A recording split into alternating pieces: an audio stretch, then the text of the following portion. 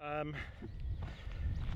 would agree that using the the A7S III for vlogging might be slight overkill. This is not exactly a cheap camera, so I wouldn't advise giving it to your kids.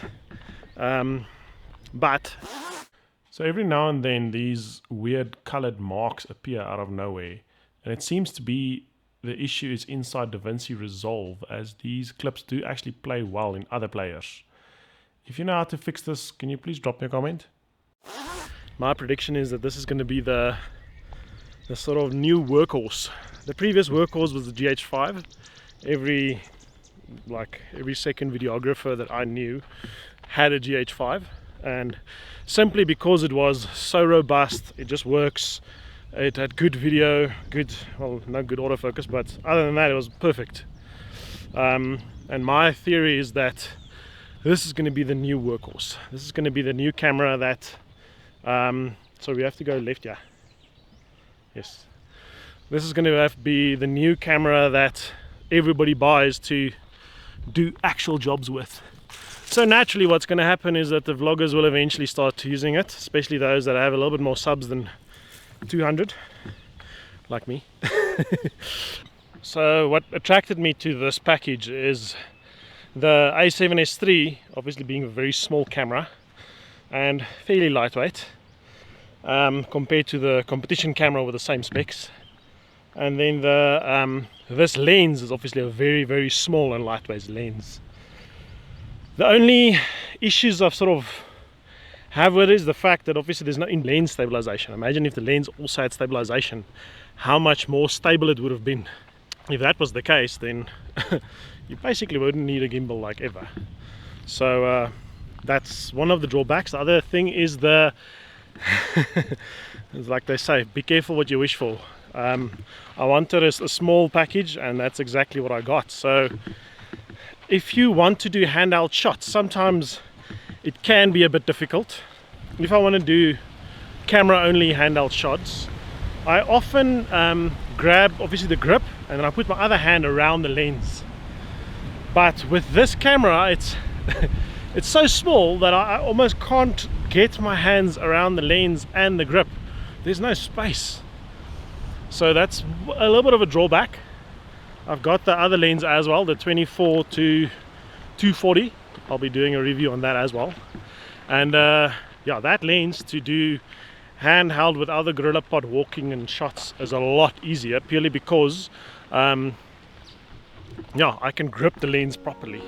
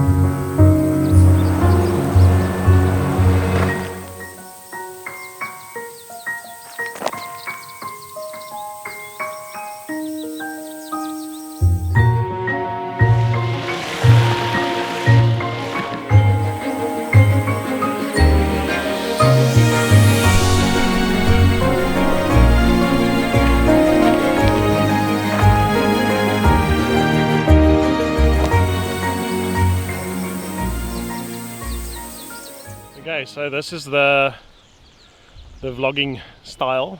So this is handheld, obviously, but with my hand around the lens, and then I'm just basically putting two fingers behind the camera. I'm on F1.8 now, so this will also give you an idea of the depth of field, or blurry background, or bokeh, or bokeh, or tone, or whatever you want to call it. This will give you an idea of that. And so yeah, the shutter speed is a bit high because I don't have an ND filter for this lens yet, so just apologies for that. But the nice thing is the angle is quite nice because this is with active stabilization on, so there is a 10% crop at the moment for active stabilization to work. And you can see it's actually quite nice because my head in the frame is not too big. It's not like Gordon Lang style like this. It's a little bit further away, but I'm also not too small, so you don't get any warpy.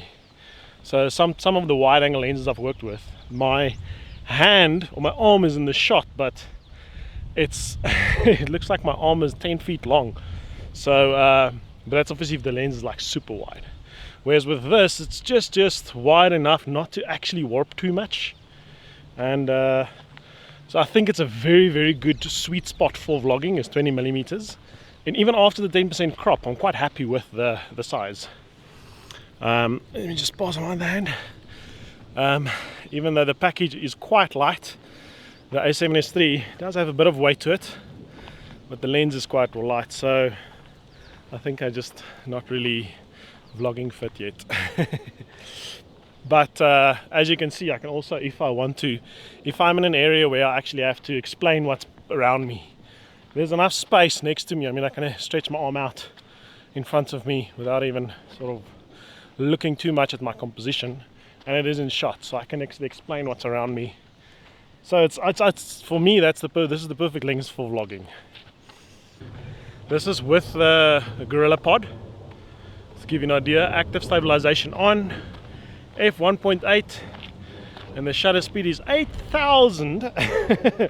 Like I said, because I don't have an ND filter. So if you really want that extra bit of separation, I can even like tilt the camera a little bit forward, something like that, and I can get even more distance between me and the camera, just for that little bit of extra separation if you want to.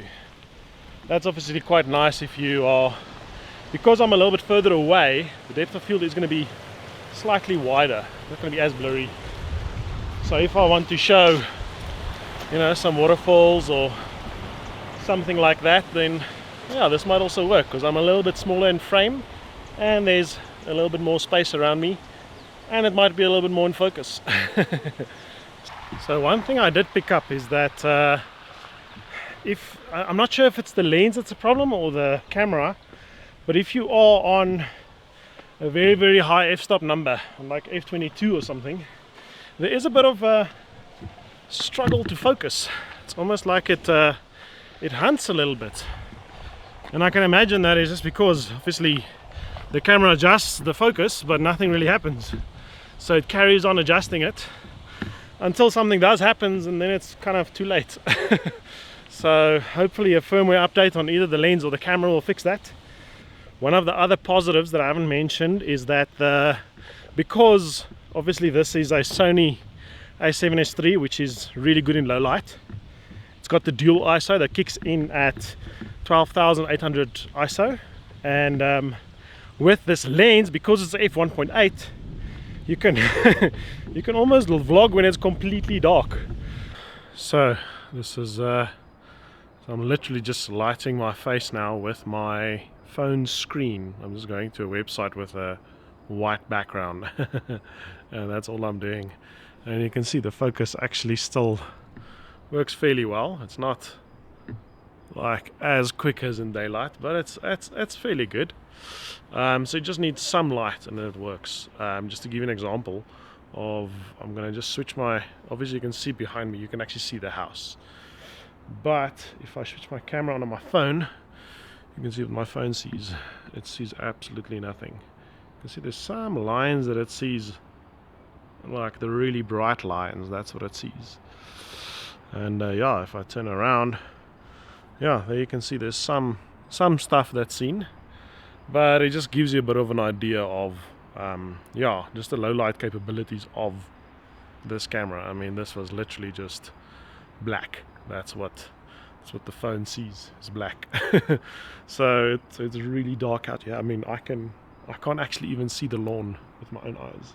I can see a little bit, but I can't see the color, which is crazy because Somehow the camera can still see it's green.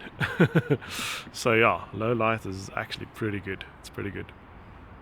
So in that sense, it's extremely versatile. I love that about it. The fact that you can vlog at night, because that's a lot of things that vloggers are struggling with. There's a lot of obstacles for vloggers in this world, and one of them is low light, blurry background, autofocus, stabilization. Obviously we don't have all that. We don't carry lights around, we don't carry stabilizers around, we can't carry heavy cameras to do good low light, so it has to be a small package because it's a one-man band camera crew basically. So if you are a one-man band camera crew and you're on the move, I don't think there's anything that can beat this. Obviously one of the drawbacks is the fact that you can't zoom in, but that's why I got the 24 to 240. So if I do need to do some zoom in shots where I do crash zooms or slow zooms, or maybe oh no, I forgot the word. So obviously there's some other lenses you can obviously pick from that has a E-mount. Well, I'm not sure if it's like an E-mount or an EF mount, but that's the Sigma 20mm F1.8. The pros obviously of that lens is that it is a bit cheaper, and that it's got a bit of a faster f-stop, so it does give you more light, which makes night vlogging a bit better. It also gives you a bit of a more blurry background, which is nice, but I'm not really sure if this is a pro or a con, but it is heavier. Obviously there's some benefits to that, and that's that you will get a little bit better stabilization, because a heavier camera can't shake at a very high frequency. And the lens is also bigger, which is also, it can be negative or positive depending on what you're trying to do. If you're vlogging like this and you need to have the camera far away from you for very long, then it's definitely negative. But if you want to do some stable footage, it's a nice lens to hold on to, so you can get really stable footage. So that's sort of the pros and cons. I haven't tested the autofocus with that lens. With this lens, the autofocus is amazing. But I have to add that I do come from Panasonic, so pretty much any autofocus system is amazing to me. So yeah, but I mean, if I go close like this, it immediately responds. If I go far, it immediately responds. I don't know if you really want better. I mean, I don't even think anybody's going to see better. The only thing is it shouldn't lose you, but I haven't gotten that problem once, so I don't think that's an issue. Okay, so this is driving in the car with holding the Gorilla Pod, so you can see the stabilization while I'm going through bumps and stuff. Oh, you can actually, I can rest my elbow on the sort of the elbow rest here, and I can hold this like this for quite a while. So even if you do extended vlogs while driving, you can actually just do this. So that's an option. Without the Gorilla Pod, just holding it, yeah, with one hand. Now I sort of have to lift my elbow from the elbow rest. So if I put it down, then the camera's a bit lower. But I think this might work. If I look at the composition, it's not too bad. And then yeah, I don't know if the stabilization is going to be any much different. If this video has been insightful and it's given you a bit of an overview of how the Sony A7S III and how the Sony 20mm F1.8 pairs, then please remember to give it a like. And if you want to see more, then remember to subscribe. Until next time, ciao.